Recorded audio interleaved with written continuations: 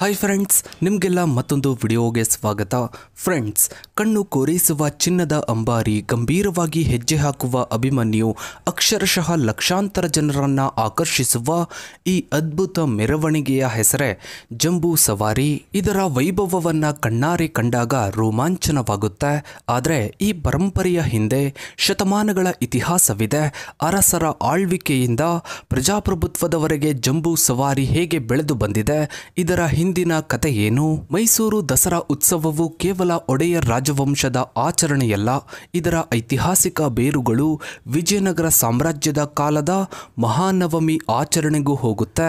ಈ ಹಬ್ಬವು ದುಷ್ಟತನದ ಮೇಲೆ ಸತ್ಯದ ಅಥವಾ ಒಳ್ಳೆತನದ ವಿಜಯವನ್ನ ಸಂಕೇತಿಸುತ್ತೆ. ಹಿಂದೂ ಪುರಾಣಗಳ ಪ್ರಕಾರ ಚಾಮುಂಡೇಶ್ವರಿ ದೇವಿಯು ಮಹಿಷಾಸುರ ಎಂಬ ರಾಕ್ಷಸನನ್ನ ಸಂಹರಿಸಿದ ದಿನವನ್ನು ಇದು ಸ್ಮರಿಸುತ್ತೆ ಮತ್ತು ಈ ಸಂಹಾರದಿಂದಲೇ ನಗರಕ್ಕೆ ಮೈಸೂರು ಎಂಬ ಹೆಸರು ಬಂದಿದೆ ಎಂದು ನಂಬಲಾಗಿದೆ. ವಿಜಯನಗರ ಸಾಮ್ರಾಜ್ಯದ ಆಳ್ವಿಕೆಯಲ್ಲಿ ಮಹಾನವಮಿಯ ಆಚರಣೆಗಳು ಅದ್ಭುತವಾಗಿ ನಡೀತಾ ಇದ್ವು. ಹಂಪಿಯಲ್ಲಿರುವ ರಾಮ ದೇವಾಲಯದ ಹೊರಗೋಡೆಗಳ ಮೇಲಿನ ಶಿಲ್ಪ ಕಲಾಕೃತಿಗಳಲ್ಲಿ ಈ ಆಚರಣೆಗಳನ್ನು ಚಿತ್ರಿಸಲಾಗಿದೆ. ಇದು ಅವುಗಳ ಪ್ರಾಚೀನತೆಯನ್ನು ಮತ್ತು ಪ್ರಾಮುಖ್ಯತೆಯನ್ನು ಸಾರುತ್ತವೆ. 14ನೇ ಶತಮಾನದಲ್ಲಿ ಇಟಲಿಯ ಪ್ರವಾಸಿಗ ನಿಕೊಲೋ ಡಿ ಕಾಂಟಿ ಈ ಉತ್ಸವವನ್ನು ರಾಜರ ಆಶ್ರಯದಲ್ಲಿ ನಡೆಯುತ್ತಿದ್ದ ಒಂದು ಭವ್ಯ ಧಾರ್ಮಿಕ ಮತ್ತು ಯುದ್ಧ ಕಲೆಯ ಪ್ರದರ್ಶನ ಎಂದು ವರ್ಣಿಸಿದ್ದಾನೆ. ಈ ಉತ್ಸವದಲ್ಲಿ ಕ್ರೀಡಾ ಸ್ಪರ್ಧೆಗಳು, ಸಂಗೀತ, ನೃತ್ಯ, ಪಟಾಕಿ ಪ್ರದರ್ಶನಗಳು, ಸೈನಿಕರ ಮೆರವಣಿಗೆಗಳು ಮತ್ತು ಸಾರ್ವಜನಿಕರಿಗೆ ದಾನ ಕಾರ್ಯಕ್ರಮಗಳು ನಡೀತಾ ಇದ್ವು. ಈ ಐತಿಹಾಸಿಕ ಪುರಾವೆಗಳು ದಸರಾ ಕೇವಲ ರಾಜರ ವಿಜಯದ ಪ್ರದರ್ಶನವಲ್ಲ, ಬದಲಾಗಿ ಜನಸಾಮಾನ್ಯರ ಭಾಗವಹಿಸುವಿಕೆಯೊಂದಿಗೆ ರೂಪುಗೊಂಡ ಒಂದು ಸಾಂಸ್ಕೃತಿಕ ಪರಂಪರೆ ಎಂದು ತೋರಿಸುತ್ತೆ. ಇನ್ನು ದಕ್ಕನ್ ಸುಲ್ತಾನರ ಆಕ್ರಮಣದಿಂದ ವಿಜಯನಗರ ಸಾಮ್ರಾಜ್ಯವು ಪತನಗೊಂಡ ನಂತರವೂ ಹಿಂದೂ ಆಚರಣೆಗಳು ಸಂಪೂರ್ಣವಾಗಿ ನಶಿಸಿ ಹೋಗಲಿಲ್ಲ. ಮೈಸೂರಿನ ಒಡೆಯರ್ ರಾಜರು ವಿಜಯನಗರ ಸಾಮ್ರಾಜ್ಯದ ದಕ್ಷಿಣ ಭಾಗದಲ್ಲಿ ತಮ್ಮದೇ ಆದ ರಾಜ್ಯವನ್ನ ಸ್ಥಾಪಿಸಿ ಈ ಮಹಾನವಮಿ ಆಚರಣೆಯನ್ನ ಮುಂದುವರೆಸಿದರು. ಒಡೆಯರ್ ರಾಜರು ಹಿಂದಿನ ಪರಂಪರೆಗಳನ್ನ ಕೇವಲ ಅನುಸರಿಸಲಿಲ್ಲ, ಬದಲಾಗಿ ಅದನ್ನು ತಮ್ಮ ರಾಜಪ್ರಭುತ್ವದ ಕೇಂದ್ರ ಬಿಂದುವನ್ನಾಗಿ ಪರಿವರ್ತಿಸಿದರು. ಅದಕ್ಕೆ ಹೊಸ ರೂಪ ಮತ್ತು ಅರ್ಥವನ್ನ ನೀಡಿದರು. ಮೈಸೂರು ರಾಜ್ಯವನ್ನು 1399ರಿಂದ ಆಳಿದ ಒಡೆಯರ್ ರಾಜವಂಶದ ದೊರೆಗಳು ಈ ಹಬ್ಬಕ್ಕೆ ತಮ್ಮದೇ ಆದ ವೈಭವವನ್ನು ಸೇರಿಸಿದರು.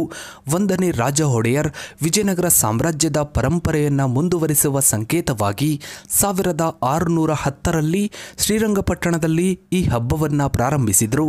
ಆ ಕಾಲದಲ್ಲಿ ಮಹಾರಾಜರು ಸ್ವತಃ ಚಿನ್ನದ ಅಂಬಾರಿಯಲ್ಲಿ ಕುಳಿತು ಮೆರವಣಿಗೆಯಲ್ಲಿ ಭಾಗವಹಿಸ್ತಾ ಇದ್ರು. 1799ರಲ್ಲಿ ಮೈಸೂರು ರಾಜ್ಯದ ರಾಜಧಾನಿಯನ್ನು ಶ್ರೀರಂಗಪಟ್ಟಣದಿಂದ ಮೈಸೂರಿಗೆ ಸ್ಥಳಾಂತರಿಸಿದ ನಂತರ ದಸರಾ ಆಚರಣೆಯು ಈ ನಗರದ ಕೇಂದ್ರ ಬಿಂದುವಾಯಿತು. ಇನ್ನು ಜಂಬೂ ಸವಾರಿ ಮೆರವಣಿಗೆಗೆ ಸಂಬಂಧಿಸಿದಂತೆ ಒಂದು ಮಹತ್ವದ ಭಾಷಾ ಮತ್ತು ಸಾಂಸ್ಕೃತಿಕ ಬದಲಾವಣೆಯನ್ನು ನಾವು ಗಮನಿಸಬಹುದು. ಈ ಮೆರವಣಿಗೆಯ ಮೂಲ ಹೆಸರು ಜುಂಬಿ ಸವಾರಿ. ಇದರ ಅರ್ಥ ಬನ್ನಿ ಮರಕ್ಕೆ ಹೋಗುವುದು. ಇದು ಆಚರಣೆಯ ಧಾರ್ಮಿಕ ಮತ್ತು ಪೌರಾಣಿಕ ಮಹತ್ವವನ್ನು ಸ್ಪಷ್ಟವಾಗಿ ಸೂಚಿಸುತ್ತೆ. ಆದರೆ ಮೈಸೂರು ರಾಜ್ಯದ ಮೇಲೆ ಬ್ರಿಟಿಷರ ನಿಯಂತ್ರಣದ ಸಮಯದಲ್ಲಿ ಈ ಮೆರವಣಿಗೆಯು ಅದರ ಬೃಹತ್ ಆಕಾರ ಮತ್ತು ಭವ್ಯತೆಯ ಕಾರಣದಿಂದಾಗಿ ಜಂಬೂ ಸವಾರಿ ಎಂದು ಕರೆಯಲ್ಪಡ್ತು. ಇನ್ನು ಜಂಬೂ ಸವಾರಿಯ ಪ್ರಮುಖ ಆಕರ್ಷಣೆಯಾದ ಚಿನ್ನದ ಅಂಬಾರಿಯು ಸುಮಾರು 750 kg ತೂಕವಿದೆ. ಇದರ ಮೂಲ ರಚನೆ ಮರದಿಂದ ಮಾಡಲ್ಪಟ್ಟಿದೆ, ಆದರೆ ಇದನ್ನು 80ರಿಂದ 85 kg ತೂಕದ ಚಿನ್ನದ ಹಾಳೆಗಳಿಂದ ಸಂಪೂರ್ಣವಾಗಿ ಅಲಂಕರಿಸಲಾಗಿದೆ. ಇನ್ನು ಕಿರೀಟವನ್ನ ಹೋಲುವ ಮೇಲಾವರಣವು ಇದರಲ್ಲಿದೆ ಮತ್ತು ಇದರ ಮೇಲೆ 5 ಪವಿತ್ರ ಕಳಶಗಳನ್ನು ಇಡಲಾಗಿದೆ. ಅಂಬಾರಿಯ ಒಳಭಾಗದ ಆಸನವನ್ನು ಸಹ ಬೆಳ್ಳಿ ಮತ್ತು ಸುಂದರವಾದ ಕೆತ್ತನೆಗಳಿಂದ ಅಲಂಕರಿಸಲಾಗಿದೆ. ಜಂಬೂ ಸವಾರಿಯ ಇತಿಹಾಸದಲ್ಲಿ 1971ರ ವರ್ಷ ಒಂದು ಮಹತ್ವದ ತಿರುವು ನೀಡಿತು. ಈ ವರ್ಷ ರಾಜಧನ ರದ್ದತಿಯಾದ ಕಾರಣ ಮಹಾರಾಜರಿಗೆ ಇದ್ದ ವಿಶೇಷ ಸ್ಥಾನಮಾನಗಳು ರದ್ದಾದವು. ಅಲ್ಲಿಯವರೆಗೂ ಮೈಸೂರು ಸಂಸ್ಥಾನದ ಮಹಾರಾಜರು ಸ್ವತಃ ಈ ಚಿನ್ನದ ಅಂಬಾರಿಯಲ್ಲಿ ಕುಳಿತು ಮೆರವಣಿಗೆಯಲ್ಲಿ ಭಾಗವಹಿಸ್ತಾ ಇದ್ರು. ಅಂತಿಮ ಮಹಾರಾಜರಾದ ಜಯಚಾಮರಾಜ ಒಡೆಯರ್ ಅವರು 1970ರಲ್ಲಿ ರಾಜಧನ ರದ್ದಾದ ನಂತರ ಈ ಸಾರ್ವಜನಿಕ ಆಚರಣೆಯನ್ನ ನಿಲ್ಲಿಸಲು ನಿರ್ಧರಿಸಿದ್ರು. ಇದರ ನಂತರ ರಾಜ್ಯ ಸರ್ಕಾರವು 1975ರಲ್ಲಿ ಈ ಹಬ್ಬವನ್ನ ಮತ್ತೆ ಶುರು ಮಾಡಿತು. ಮೆರವಣಿಗೆಯ ನಾಯಕತ್ವದಲ್ಲಿ ಒಂದು ದೊಡ್ಡ ಬದಲಾವಣೆಯಾಯಿತು. ಅಂಬಾರಿಯಲ್ಲಿ ಕುಳಿತಿದ್ದ ಮಹಾರಾಜರ ಸ್ಥಾನದಲ್ಲಿ ನಾಡದೇವಿ ಚಾಮುಂಡೇಶ್ವರಿಯ ವಿಗ್ರಹವನ್ನ ಇಡಲಾಯಿತು. ಈ ಬದಲಾವಣೆಯು ದಸರಾವನ್ನು ರಾಜಪ್ರಭುತ್ವದ ಹಬ್ಬದಿಂದ ಸರ್ಕಾರದ ಅಧೀನದ ನಾಡ ಹಬ್ಬವಾಗಿ ಪರಿವರ್ತಿಸಿತು. ಇನ್ನು ಚಿನ್ನದ ಅಂಬಾರಿಯ ಮೂಲ ಮತ್ತು ಅದರ ನಿರ್ಮಾಣದ ದಿನಾಂಕದ ಬಗ್ಗೆ ನಿಖರವಾದ ಮಾಹಿತಿ ಇಲ್ಲ. ಆದರೂ ಒಂದು ರೋಚಕ ಕಥೆಯು ಇದರ ಇತಿಹಾಸವನ್ನು 14ನೇ ಶತಮಾನದ ಕೊಪ್ಪಳದ ಕುಮ್ಮಟದುರ್ಗದ ಕಂಪಿಲರಾಯನ ಆಳ್ವಿಕೆಗೆ ಜೋಡಿಸುತ್ತೆ.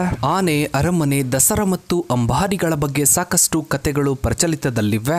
ಈ ಕಥೆಗಳು ದಸರಾ ಆಚರಣೆಯೊಂದಿಗೆ ಆನೆಗಳಿಗಿರುವ ಅವಿನಾಭಾವ ಸಂಬಂಧವನ್ನ ಸೂಚಿಸುತ್ತವೆ. ಇನ್ನು ಇತ್ತೀಚಿನ ವರ್ಷಗಳಲ್ಲಿ ಪ್ರಾಣಿ ಹಕ್ಕುಗಳ ಹೋರಾಟಗಾರರು ಈ ಭಾರವಾದ ಅಂಬಾರಿಯನ್ನು ಹೊರುವುದು ಆನೆಗಳ ಮೇಲೆ ಕ್ರೂರ ಪ್ರಭಾವವನ್ನ ಬೀರುತ್ತದೆ ಎಂದು ವಿರೋಧವನ್ನ ವ್ಯಕ್ತಪಡಿಸಿದ್ದಾರೆ.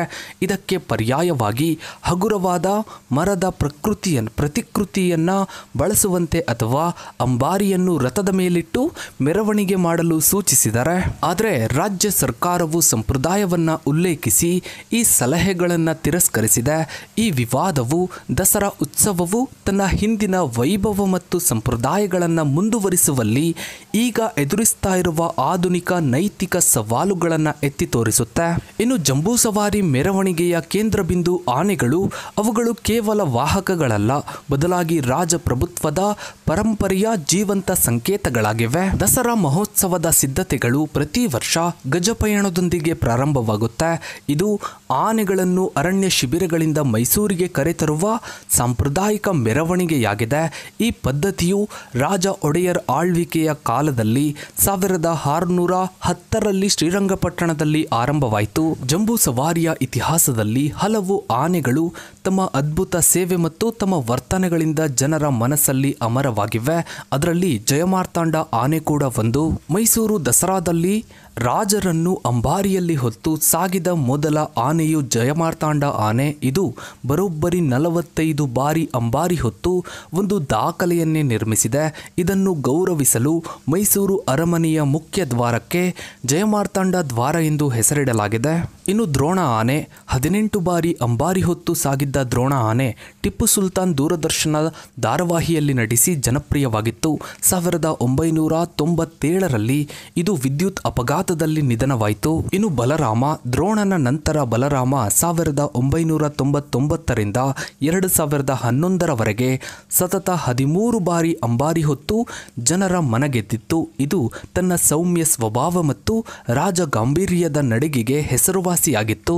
ಇನ್ನು ಅರ್ಜುನ, ಮಾವುತನನ್ನು ಕೊಂದ ಕಾರಣ 1 ಬಾರಿ ಅಂಬಾರಿ ಹೊತ್ತು ನಂತರ ದೂರ ಉಳಿದಿದ್ದ ಅರ್ಜುನ ಬಲರಾಮ ನಿವೃತ್ತಿಯಾದ ನಂತರ 2012ರಲ್ಲಿ ಪುನಃ ಅಂಬಾರಿ ಆನೆಯಾಯಿತು ಮತ್ತು 8 ಬಾರಿ ಸೇವೆಯನ್ನ ಸಲ್ಲಿಸಿತು. ಇನ್ನು ಅಭಿಮನ್ಯು, ಪ್ರಸ್ತುತ ಅಂಬಾರಿ ಆನೆ ಅಭಿಮನ್ಯು ಇದು 5 ಬಾರಿ ಅಂಬಾರಿ ಹೊತ್ತು ಸಾಗಿದೆ ಮತ್ತು 300ಕ್ಕೂ ಹೆಚ್ಚು ಕಾಡಾನೆಗಳು ಹಾಗೂ 80 ಹುಲಿಗಳನ್ನು ರಕ್ಷಿಸುವ ಕಾರ್ಯಾಚರಣೆಯಲ್ಲಿ ಭಾಗವಹಿಸಿದೆ. ಸೊ ಫ್ರೆಂಡ್ಸ್, ಇದಾಗಿತ್ತು ಇವತ್ತಿನ ಈ ಒಂದು ವಿಡಿಯೋ. ಇದರಲ್ಲಿ ನಿಮ್ಮ ನೆಚ್ಚಿನ ಆನೆ ಯಾವುದು ಅನ್ನೋದನ್ನು ತಪ್ಪದೆ ಕಮೆಂಟ್ ಸೆಕ್ಷನ್ನಲ್ಲಿ ಕಮೆಂಟ್ ಮಾಡಿ. ಹಾಗೆ ವಿಡಿಯೋಗೊಂದು ಲೈಕ್ ಮಾಡ್ತಾ ವಿಡಿಯೋನ ಆದಷ್ಟು ಎಲ್ಲ ಕಡೆ ಶೇರ್ ಮಾಡಿ. ನೀವಿನ್ನೂ ನಮ್ಮ ಚಾನಲ್ಗೆ ಸಬ್ಸ್ಕ್ರೈಬ್ ಆಗಿಲ್ಲ ಅಂದರೆ ಕೆಳಗಡೆ ಕಾಣೋ ಸಬ್ಸ್ಕ್ರೈಬ್ ಬಟನ್ನ ಕ್ಲಿಕ್ ಮಾಡಿ. ಹಾಗೆ ಪಕ್ಕದಲ್ಲಿ ಕಾಣೋ ಬೆಲ್ ಐಕಾನ್ ಕೂಡ ಕ್ಲಿಕ್ ಮಾಡಿ. Thanks for watching.